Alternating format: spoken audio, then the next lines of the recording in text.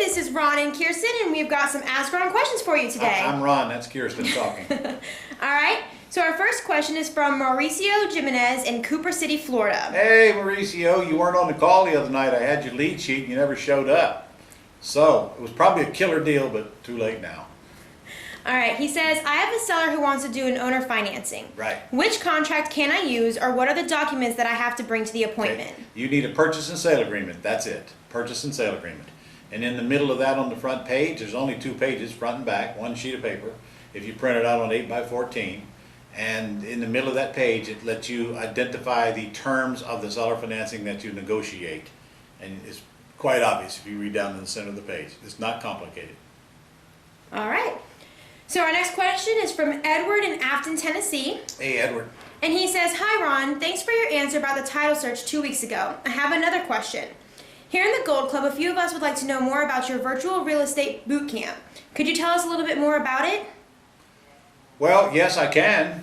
And obviously, you can contact our office and find out about it anytime you want. It's just been released, and it truly is my 4-day live event on virtual training, which means you go online and you watch real videos of the live event with me coming on before them, but they have been modularized into section titles so they're easy to follow. After every single one of those lessons, there's a test.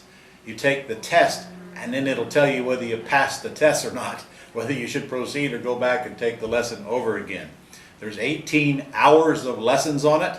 And at the end, you get a diploma if you passed. It won't give you a diploma if you don't pass the test. So it's really cool, actually. And it'll let you go back anytime you want, start where you want, stop where you want.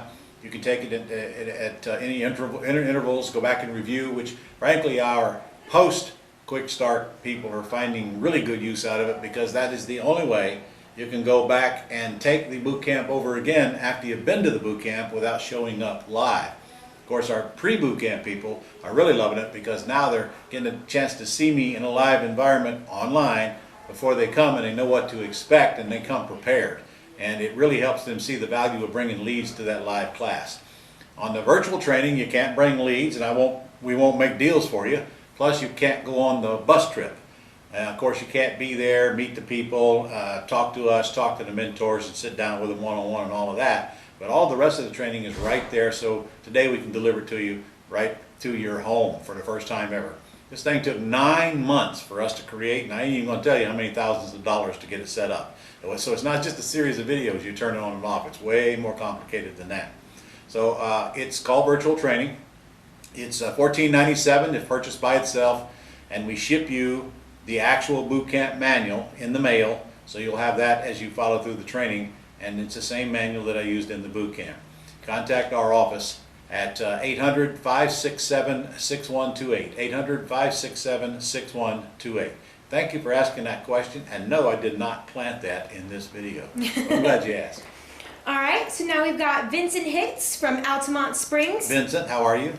He says, in the reference to the sheet, can you elaborate on the statement, if we can agree on a price and we accept all responsibility for future repairs, would you consider a lease purchase? Yes. I just want to be crystal clear on this as a newbie. Well, Vincent, that means that if you're lease optioning from the seller with intent to stay in it, you are going to accept the responsibility for the repairs after the first 30 days. And of course, when you lease option that property out to the tenant buyer, they're going to accept the responsibility, so quit worrying about it. You're not doing the repairs. If it's an axe deal, you're going to accept the responsibility for the repairs, but you're going to assign that contract to the new tenant buyer anyway, so again, you're never going to be doing any repairs. But we do accept the responsibility for the repairs from the seller as a condition of our lease purchase, one of the reasons why they love working with us so much. All right, so our last question is from Spencer Cook in Jackson, Mississippi. Hey, Spencer. He says, Ron, how do you handle buying a house with a tenant? I have come across several houses that the owner is willing to lease option, but they already have a tenant in the house. Good question. How do we protect ourselves against future repairs so we can get the tenant out or coveted to a lease option buyer? All right.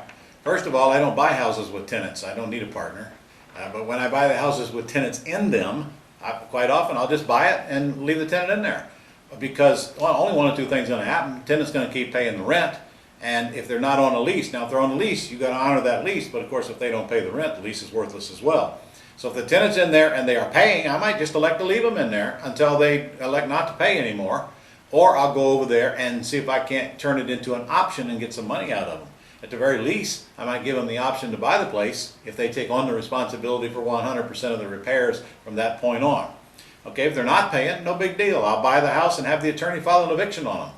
A month or two later, they're gone. I'm not worried about them tearing up the place. Frankly, if I buy a house with a tenant in it that I got to evict, it likely needs work anyway. So I'll tell you what that does, though. It gives you an opportunity to really get the upper hand on the negotiations with the seller, because when you're able and okay with taking on the responsibility of the tenant and or getting them out, it really takes a lot of pressure off the seller. And you tell me how many people buying that house are going to be willing to do that. You are. And of course, you're going to get some kind of a deal in exchange for it, either good terms or a lot of equity or both. So I have no problem buying houses with tenants in them. None. All right? All right, that's it for this week. See you guys next week. Go out and do some deals.